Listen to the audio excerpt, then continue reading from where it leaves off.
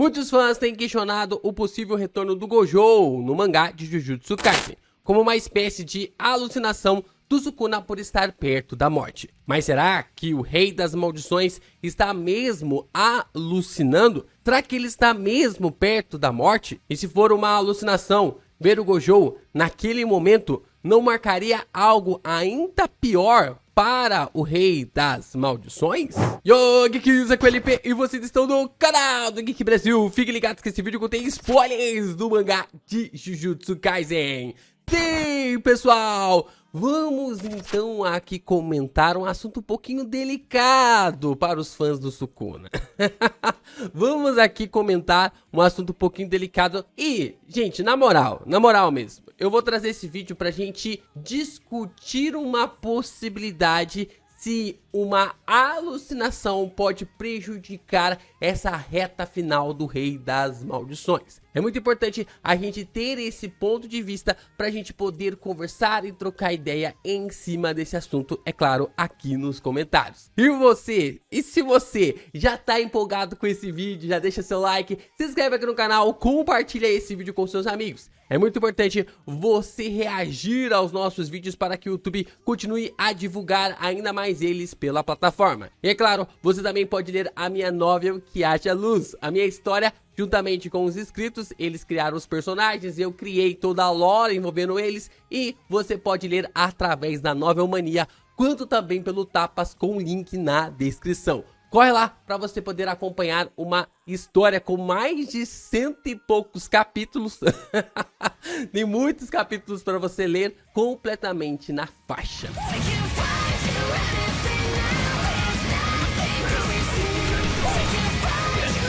Desde quando essa batalha contra o Sukuna começou, nós temos observado que o personagem tem apanhado desde o capítulo 223. Apanhando de tudo quanto é lado, apanhando de tudo quanto é jeito e a cada hora revelando uma habilidade diferente, um poder diferente para contornar a situação que Gege Akutami tem colocado o personagem contra a parede. Cada vez que o Sukuna é colocado contra a parede, percebemos que a lacuna entre o corpo dele e a parede vai ficando cada vez mais distante. Afinal, ele é o alvo a ser batido. Assim como na Era Heian, o personagem passou por essas mesmas circunstâncias, o Sukuna agora está sendo visado para ser derrotado. Lembre-se que durante a Era Heian, os maiores feiticeiros, os maiores clãs se juntaram para derrotar o Rei das Maldições. Mas mesmo assim, eles não conseguiram. Eles se juntaram, eles se uniram para derrotar o Sukuna, mas mesmo assim,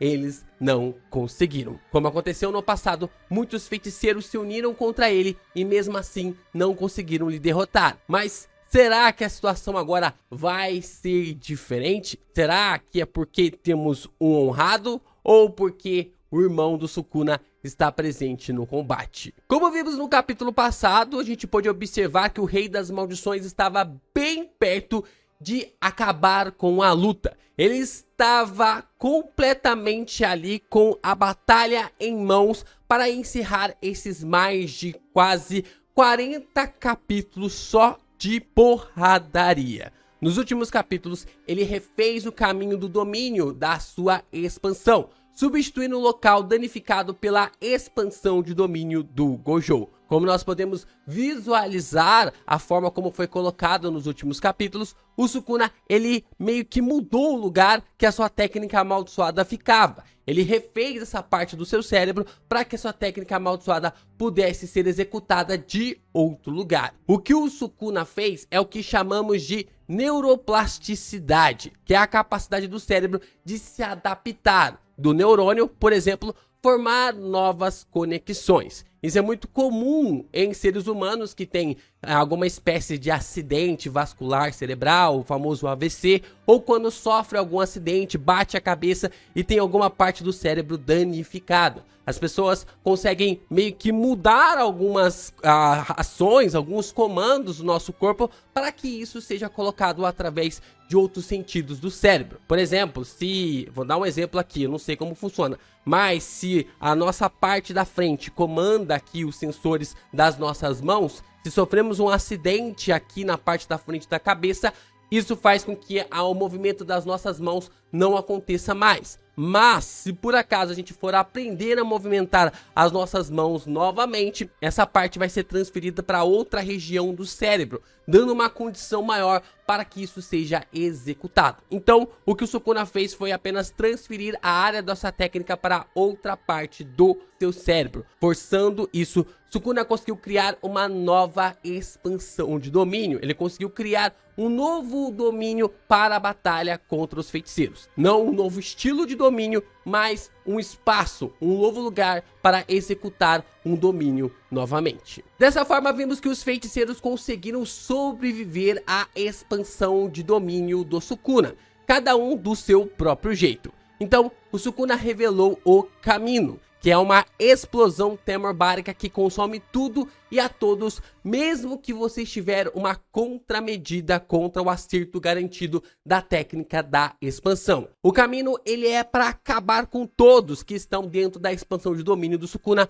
mesmo que consigam utilizar o sexto, mesmo que consigam utilizar o domínio simples, o Kamino acaba com todos que estão dentro da expansão de domínio, terraplanando assim Shinjuku. Vimos que os feiticeiros só conseguiram sobreviver graças às trocas que o Todou e a Mei Mei conseguiram realizar, senão todo mundo ia de F com toda certeza. Mas o Choso não teve a mesma sorte, por estar muito perto do centro da barreira. Quanto ali o Choso e também o Itadori estavam muito perto do centro da barreira, o Todou não conseguiu ir ao resgate dos dois personagens e o Choso teve que entregar a sua própria vida para que o Itadori continuasse, para que o Itadori permanecesse vivo. Assim, ele acabou entregando a sua vida para o Itadori continuar a sua batalha. Mas é nesse momento que tudo se acelera, as coisas começam a acelerar, porque Todou chega no campo de batalha com um novo Bugyugi.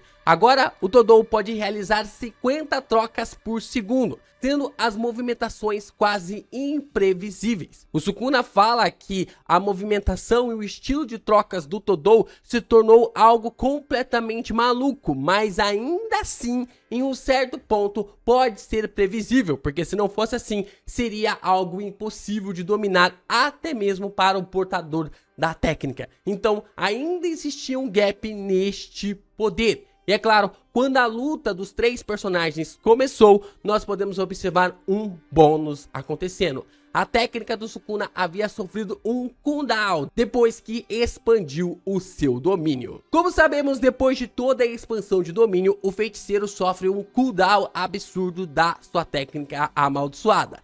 Se ele não tiver o que recorrer, sua própria expansão pode ser um tiro no pé, já que ele vai ficar sem a sua técnica amaldiçoada por um grande período de tempo, grande o suficiente durante uma batalha. 2, 5, 10 minutos já é o suficiente para que uma luta seja finalizada entre feiticeiros de grau 1 ou até mesmo de grau especial. Yuta compara isso ao motor sobreaquecendo no capítulo 227. Isso começa a gerar falhas. Quando o motor começa a sobreaquecer, esse motor começa a gerar falhas. Para fazer a manutenção desse motor, é necessário resfriá-lo primeiro para depois consertá-lo. Então, quando você gera a expansão de domínio, você sobreaquece a parte do seu cérebro que fica localizada a sua técnica amaldiçoada. E assim tem que esperar um certo período de tempo para poder executar a sua técnica novamente.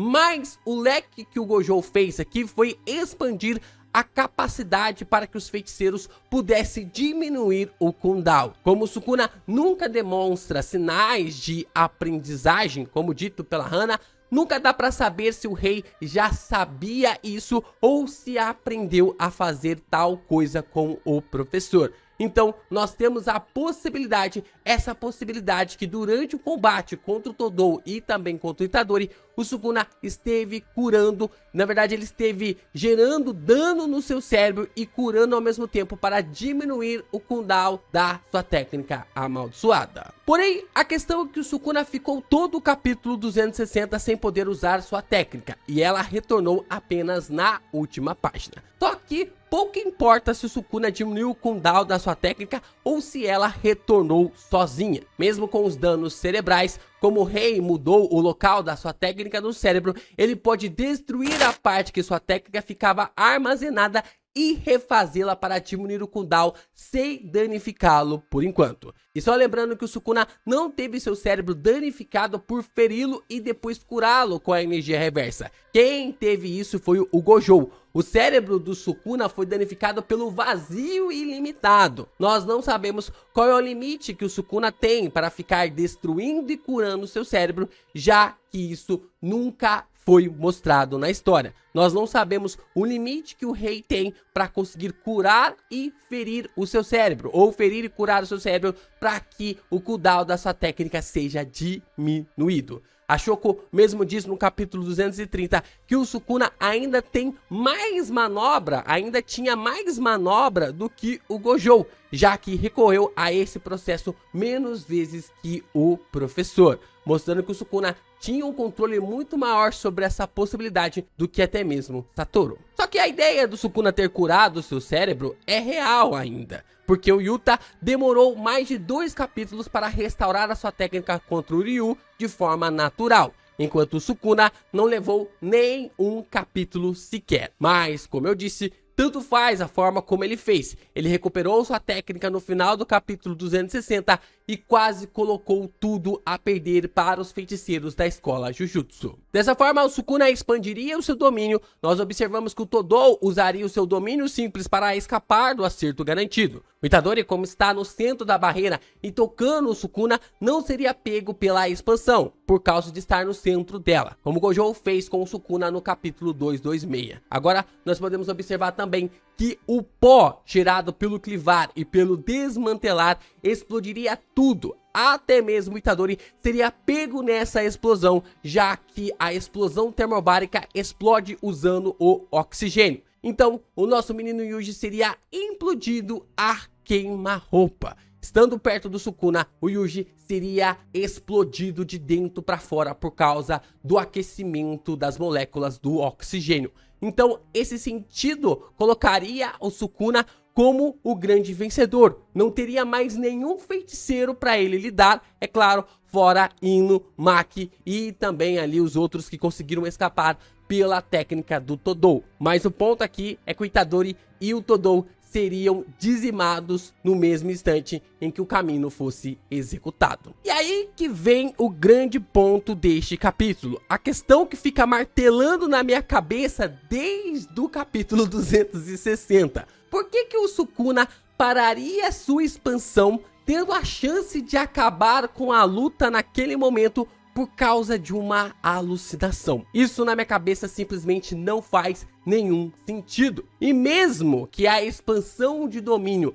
fosse algo executado pelo Gojo, coisa que eu acho bem difícil de ser, já que a fonte usada para a expansão de domínio nessa última página é a mesma que o Sukuna usou no capítulo 230. Quando o Gojo acaba sofrendo dano por ficar destruindo, curando seu cérebro, o Sukuna ele vai expandir o seu domínio lá no capítulo 230. E a mesma fonte é utilizada neste exato momento. Então, nós observamos que o Sukuna está fazendo o selo para sua expansão. Ou seja, ele ia expandir de qualquer jeito. Não importasse se fosse o Gojo, não importasse quem estivesse falando expansão de domínio, o Sukuna já estava com selo para expandir o seu domínio. Então, nada disso importa. E novamente eu levanto a pergunta: por que o Sukuna pararia sua expansão por causa de uma simples alucinação? Na minha cabeça não faz sentido. Se a gente voltar lá no capítulo 235, nós vamos observar que a alucinação é uma coisa que realmente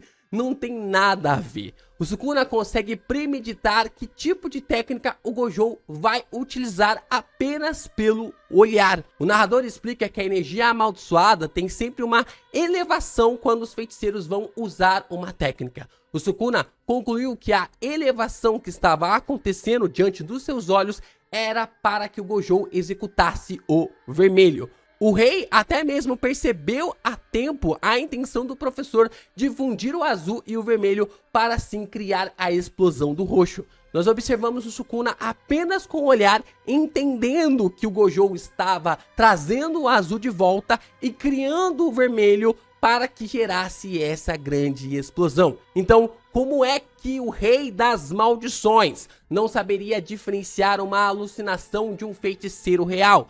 sendo que a alucinação nem emite energia amaldiçoada. Isso na minha cabeça não faz sentido. E eu vou repetir isso muitas vezes aqui nesse vídeo. Outra coisa que enfraquece a ideia de alucinação é quando o Haibara apareceu para o Nanami no capítulo 120. Sua aparição, ela foi clara, foi na cara do Nanami, não à distância. Por que uma alucinação apareceria no meio da fumaça, sendo que ela poderia aparecer na frente do Sukuna? Qual que é a escolha dessa alucinação, desse fantasma, a aparecer à distância, sendo que poderia aparecer bem na frente do Rei das Maldições, como Haibara apareceu aqui para o Nanami? E o narrador nunca nos disse que o Sukuna está à beira da morte. Ele disse muito ao contrário. O que o Sukuna está tendo agora é muito contrário do que está perto da morte. O rei ainda tem o mesmo nível de energia amaldiçoada que o Yuta. Enquanto essa energia não acabar, seu coração e seus órgãos internos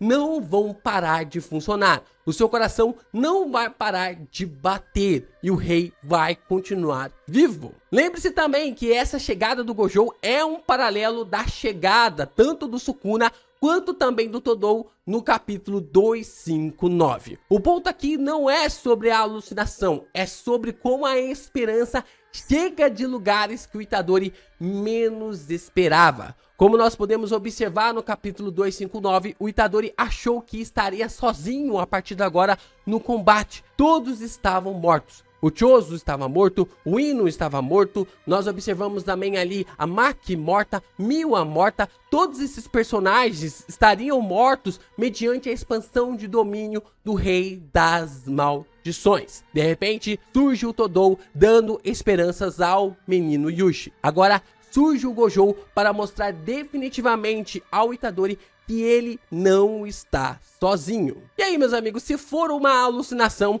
Gege só mostrará que o Gojo construiu uma mansão gigantesca na cabeça do Rei das Maldições. Que uma simples projeção sua, sem emissão de energia amaldiçoada nem nada, foi capaz de travar aquele que tem o título de Rei das Maldições. Tem noção disso? De que uma simples alucinação, um simples fantasma, uma simples paranoia do Sukuna foi o suficiente para que ele parasse de executar uma expansão de domínio que iria acabar com a batalha? Cara, mais uma vez, não faz sentido. Não faz sentido. Essa alucinação foi capaz de impedir a execução de uma expansão de domínio que poderia acabar com a luta definitivamente. Repito, uma luta que já tem durado quase 40 capítulos. Eu sinceramente não sei se eu gosto disso. Tendo a faca e o queijo na mão para acabar com tudo, o rei fica com medo de uma assombração. O Rei das Maldições, o cara que acabou com todos os feiticeiros da era Heian, o cara que atropelou todo mundo e a todos até agora, ficaria impactado apenas com uma alucinação? Mas seja o que for, o Gojo conseguiu cumprir seu papel. Retornando ou não, ele fez o que tinha que ser feito. Ele fez o que havia dito para o Megumi lá no capítulo 58. Morrer e depois vencer, e morrer como vitorioso são coisas totalmente diferentes. Gojo morreu como um vitorioso. Ele destruiu a expansão de domínio do Rei das Maldições.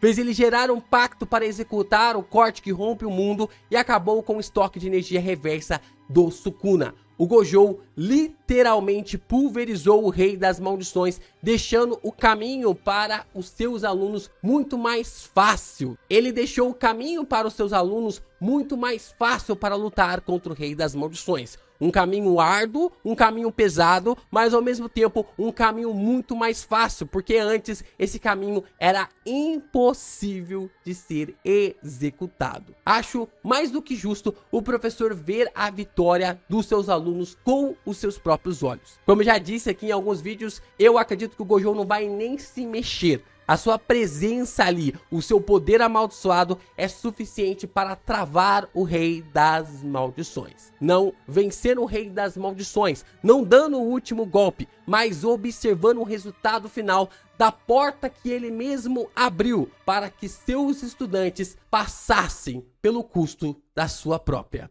vida.